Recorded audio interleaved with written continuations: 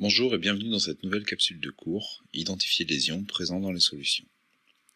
Après avoir visionné cette capsule, vous serez capable de reconnaître les ions présents dans les solutions dont vous connaissez le nom, mais également de savoir comment utiliser des tests de reconnaissance pour identifier les ions présents dans des solutions dont vous ne connaissez pas le nom. Alors, comment peut-on savoir quels ions sont présents dans les solutions ? Donc, lorsqu'on connaît le nom de la solution, par exemple une solution de chlorure de fer 3, eh bien cette solution de chlorure de fer 3 contient les ions chlorure, de formule chimique Cl-, et également les ions fer 3, de formule chimique Fe3+. Donc vous voyez, c'est relativement simple. Dès que vous connaissez le nom de la solution, en général, vous pouvez trouver le nom des ions qu'elle contient. Mais si vous ne connaissez pas le nom de la solution, alors il faut réaliser un test d'identification de ces ions. Donc, ces tests d'identification sont basés sur des réactions de précipitation, c'est-à-dire que certains ions ont la particularité de réagir avec d'autres ions pour former un solide coloré qu'on appelle précipité.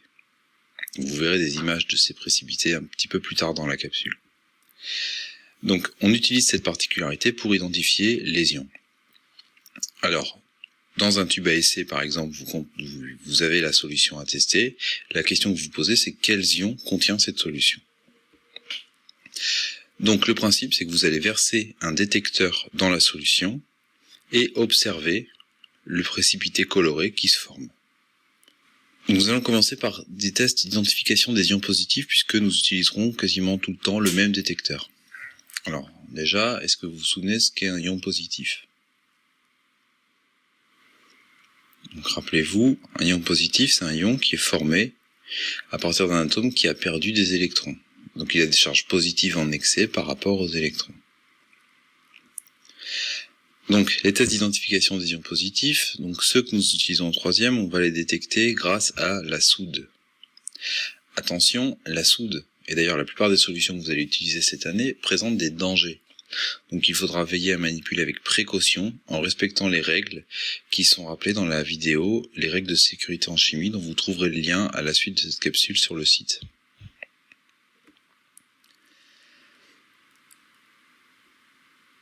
Donc, lorsqu'on verse de la soude dans des solutions, il va se former un précipité. Le précipité bleu, par exemple, nous indique que la solution contient des ions cuivre 2, de formule chimique Cu2+.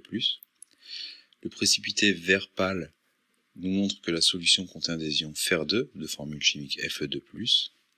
Et le précipité rouille nous montre que la solution contient des ions fer 3, de formule chimique Fe3+.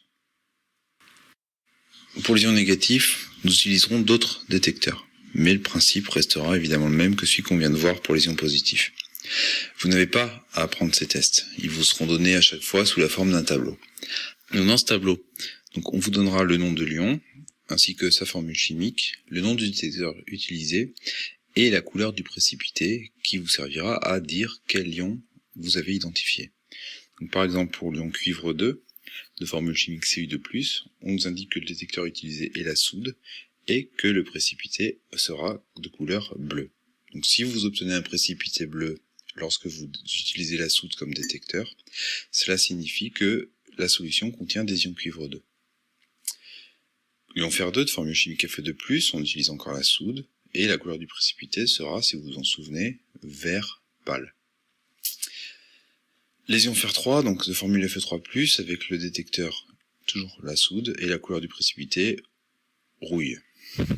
Et un exemple d'ion négatif qu'on trouve souvent, c'est les ions chlorure, de formule chimique Cl-.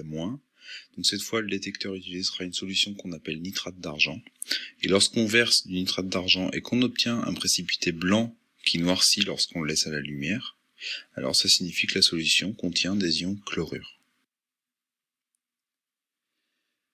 Et du coup, ce sera à vous, à partir des informations contenues dans le tableau, de penser à utiliser, puis à réaliser les tests d'identification, ou le test d'identification qui convient.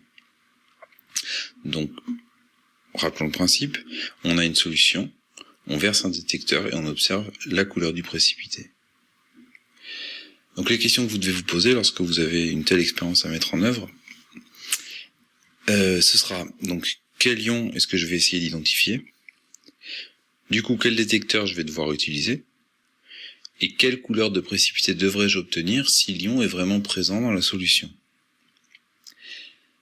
Alors voilà, cette capsule est terminée, donc n'hésitez pas à la visionner à nouveau si nécessaire. N'oubliez pas non plus de répondre au questionnaire associé à la capsule, de rédiger la fiche capsule dans votre cahier. À bientôt, bon travail.